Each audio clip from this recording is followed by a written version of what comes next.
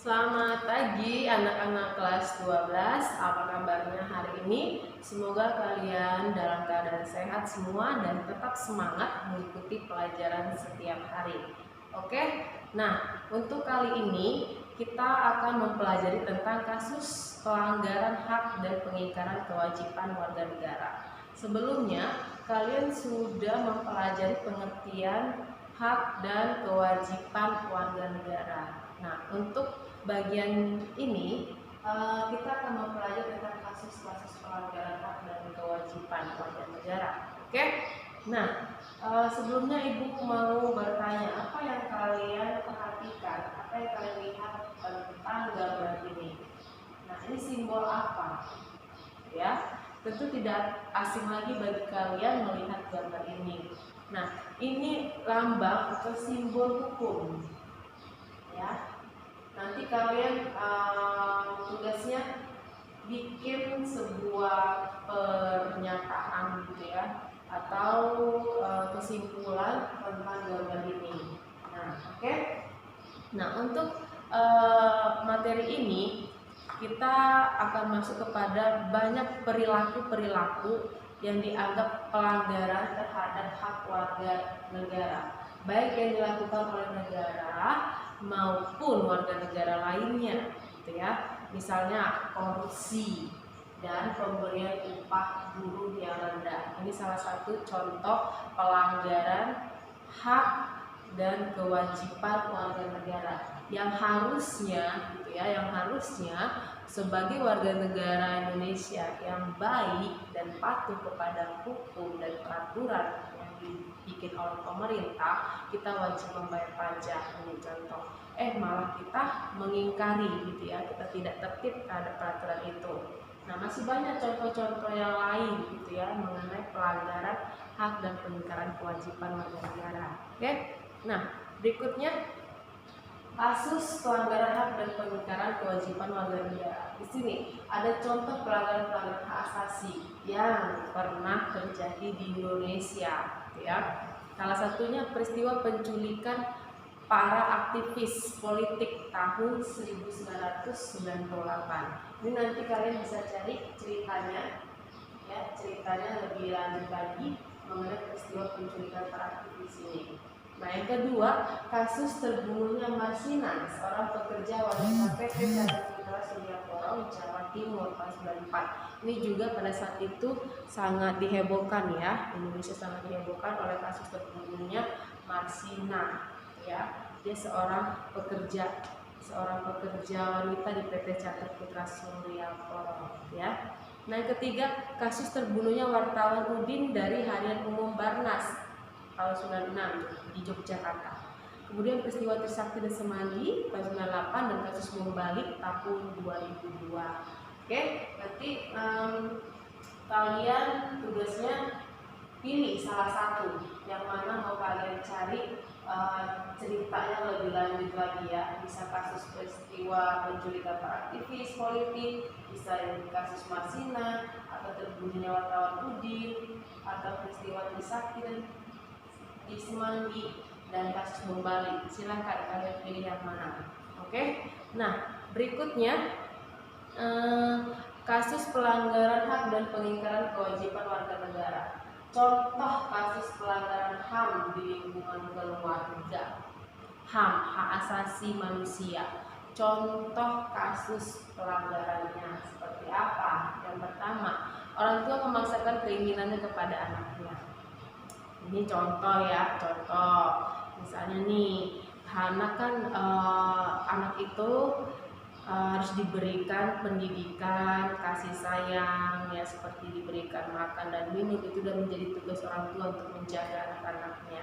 Namun karena keinginan orang tuanya, misalnya kemewahan, gitu ya, pengen beli ini beli itu, anaknya disuruh ngamen, gitu ya, mencari uang. Anaknya disuruh ngemis di tengah jalan dan sebagainya. Nah, itu udah kasus pelanggaran hak asasi di lingkungan keluarga, gitu ya.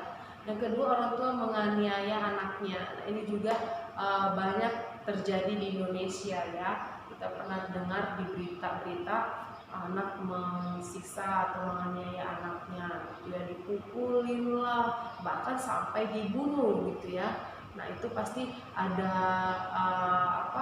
sebab akibat tersendiri gitu ya, kenapa bisa terjadi seperti itu. Nah harusnya anak tadi disayang, dilindungi, dirawat gitu ya. Ini malah disiksa hanya karena keinginan orang tuanya atau karena amarah orang tuanya, itu tidak baik. Oke. Nah yang ketiga, anak melawan atau menganiaya orang tua atau saudaranya. Ini anak ke orang tua ke anak, bahkan ke saudara-saudaranya gitu ya. Itu sering terjadi pertengkaran, pertikaian gitu ya. Nah setelah itu terjadi bunuh membunuh gitu ya. Nah, itu juga tidak baik. Contohnya memperebutkan harta warisan gitu ya. Itu sering juga terjadi ya, karena harta warisan saudara itu ribut, perang, dan saling membunuh gitu ya. Nah, yang keempat, majikan memperlakukan asisten rumah tangganya sewenang-wenangnya dan tidak memperdulikan hak-haknya. Nah, ini juga sering terjadi di Indonesia gitu ya, bahwa pembantu asisten rumah tangga, ibu bilang seperti pembantu gitu ya, yang membersihkan rumah, gitu ya, masak, mencuci dan sebagainya, pekerjaan rumah. Nah, sering tidak dapat perlakuan yang baik gitu, diperlakukan semena-mena yang sesuka hatinya oleh majikannya gitu ya, oleh tuan rumah gitu ya. Misalnya pembantunya disiksa, kalau dikasih makan maka tidak digaji gitu ya, itu contoh kecilnya. Nah itu dia kasus pelanggaran HAM di lingkungan keluarga. Nah bagaimana contoh kasus pelanggaran HAM di sekolah? Yang pertama, oknum guru melakukan kekerasan fisik kepada siswanya. Ini juga tidak boleh terjadi ya anak-anak ya. Nah ini juga sering terjadi gitu ya, pelecehan seksual di sekolah terhadap guru dengan siswanya. Itu seperti kasus yang anak TK ya di sekolah internasional itu bisa kalian cari juga yang kasusnya seperti apa. Nah kemudian oknum siswa senior melakukan tindak kekerasan fisik dan mental kepada juniornya. Itu masa-masa ospek itu sering terjadi ya. Misalnya pengenalan siswa baru, mahasiswa baru, itu sering terjadi si senior ingin memberikan kayak pelatihan gitu ya, supaya adik-adik kelasnya atau adik-adik juniornya itu bisa fisiknya, mentalnya dilatih. Namun kalau terlalu over, berlebihan, itu malah menimbulkan kekerasan gitu ya, tidak baik dan tidak pantas gitu ya. Nah yang ketiga, siswa melakukan tawuran pelajar dengan teman sekolahnya ataupun dengan siswa dari sekolah yang lain. Nah ini juga tawuran gitu kan, demo gitu kan, terjadi kekerasan, ada satu bawa golok, satu bawa cangkul dan sebagainya gitu ya. Itu gak baik. Tawuran-tawuran seperti itu antar sekolah atau provokator gitu kan, bisa memancing panas gitu, amarah gitu kan. Jadi mengumpullah satu sekolah beserta dengan teman-temannya dengan sekolah lain gitu. Nah terjadilah demo, tawuran gitu ya antar pelajar antar sekolah. Nah itu juga tidak baik gitu ya. Nah itulah kasus pelanggaran HAM yang sering terjadi di lingkungan sekolah. Nah coba kalau kasus pelanggaran HAM yang di masyarakat seperti apa itu bentuknya? Pertikaian antar kelompok, antar geng atau antar suku, konflik sosial dan antar daerah. Nah ini juga pasti pernah kalian sering dengar gitu ya, pertikaian antar suku, antar daerah gitu ya. Nah ini contoh ya, itu sering terjadi di bagian Indonesia bagian timur sana ya, perang antar suku gitu ya, sampai menimbulkan korban jiwa gitu ya. Nah itu juga tidak baik gitu. Indonesia dikenal dengan Bhinneka Tunggal Ika. Kita punya semboyan itu dari dulu gitu ya sampai sekarang, itu tidak bisa diganggu gugat oleh siapapun. Bahwa artinya Indonesia itu beragam, meskipun berbeda-beda kita tetap satu. Beragam budaya, suku, bangsa, agama dan sebagainya. Kita tuh terkenal dengan budaya yang banyak, beragam gitu ya. Tapi itulah yang mempersatukan kita, itulah keunikan Indonesia gitu ya. Perbedaan itu bukan membuat kita menjadi berpisah, membuat kita menjadi bertengkar, bertikai gitu ya.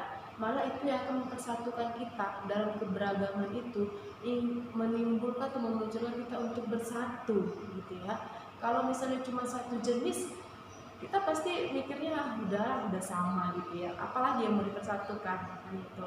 Nah, justru perbedaan itulah yang membuat kita ingin bersatu gitu ya anak-anak ya. Nah, itu contohnya.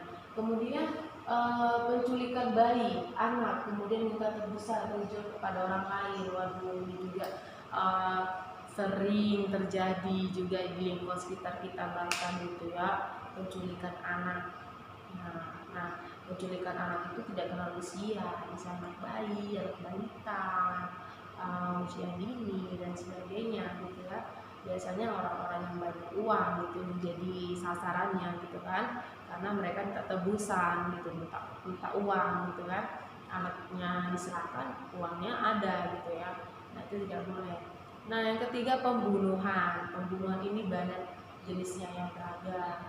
Pembunuhan boleh bisa karena dendam, pembunuhan karena memperebutkan harta, pembunuhan karena apa yang mungkin dia hilang akal sehat gitu ya.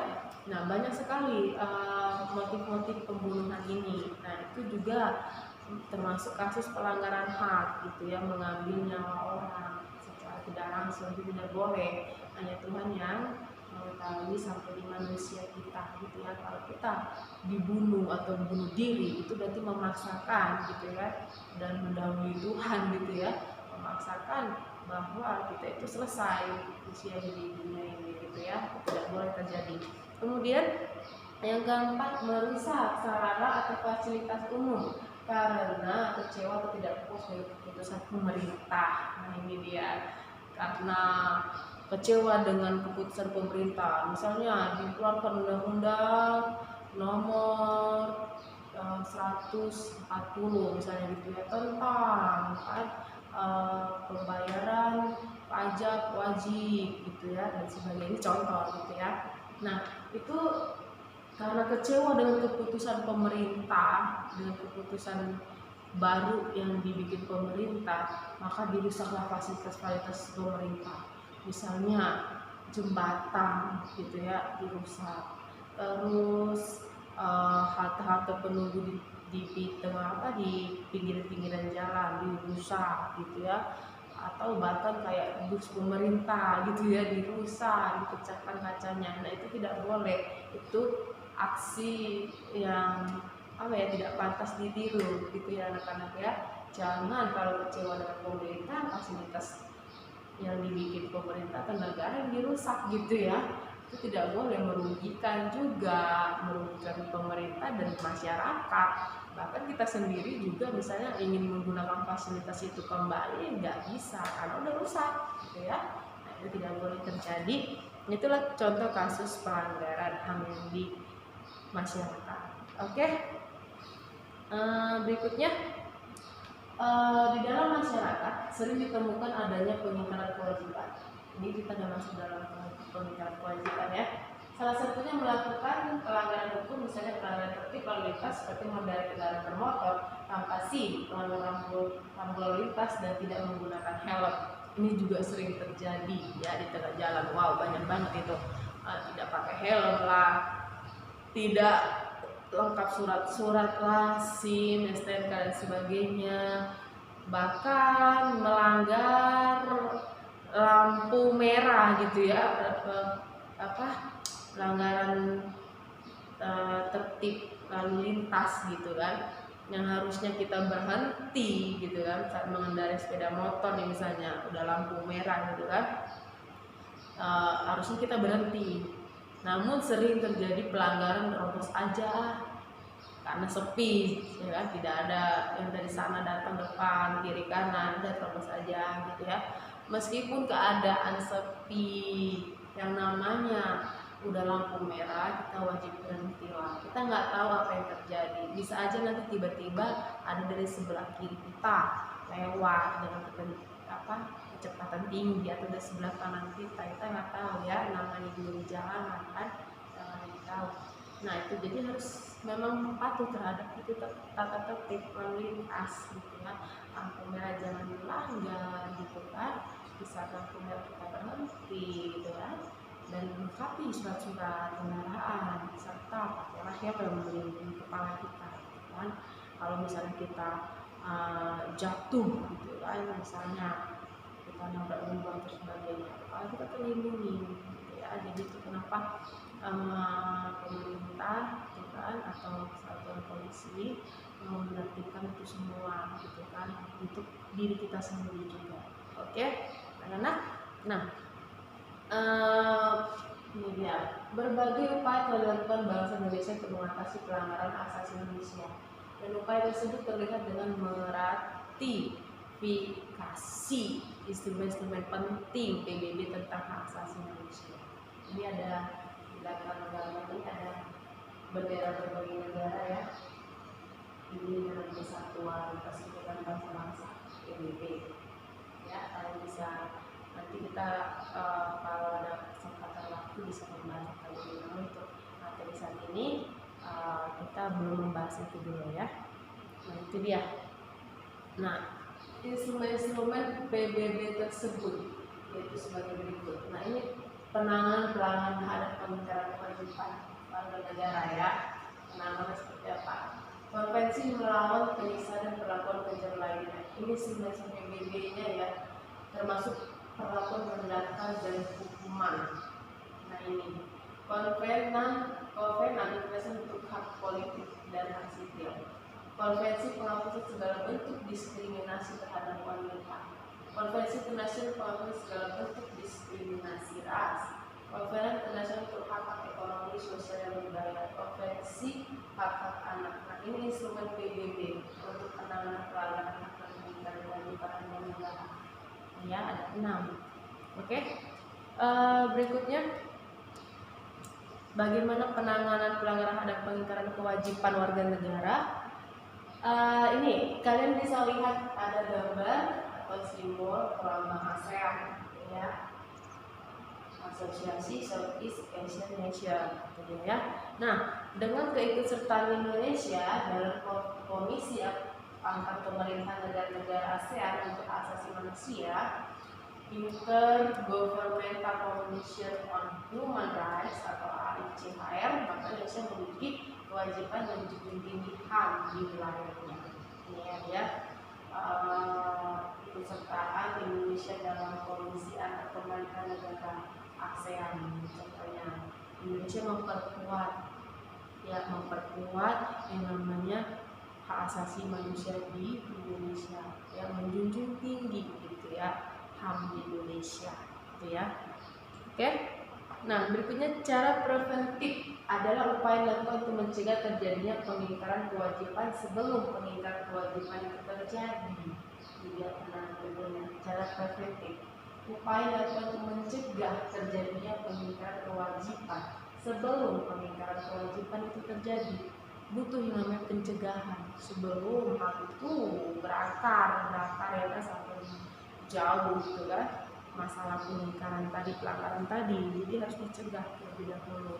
Caranya dengan apa? Seperti yang tadi itu, salah satunya membentuk Komnas HAM gitu kan, atau tentang persatuan wanita tadi ya, perlindungan wanita juga ya. Oke. Nah berikutnya cara represif. Ini ada suatu tindakan aktif dilakukan pihak berwajib saat pengingkaran kewajiban terjadi agar pengingkaran itu tidak terulang kembali. Nah itu dia ya, suatu tindakan aktif dilakukan pihak berwajib. Pihak berwajib itu banyak, bisa polisi, bisa TNI dan sebagainya ya, agar pengingkaran yang terjadi di negara kita itu, pelanggaran-pelanggaran tentang lalu lintas, tentang pelanggaran-pelanggaran di sekolah, lingkungan, di keluarga itu ada yang menanganinya gitu ya. Nah oke, anak-anak, itulah yang akan menjadi materi hari ini.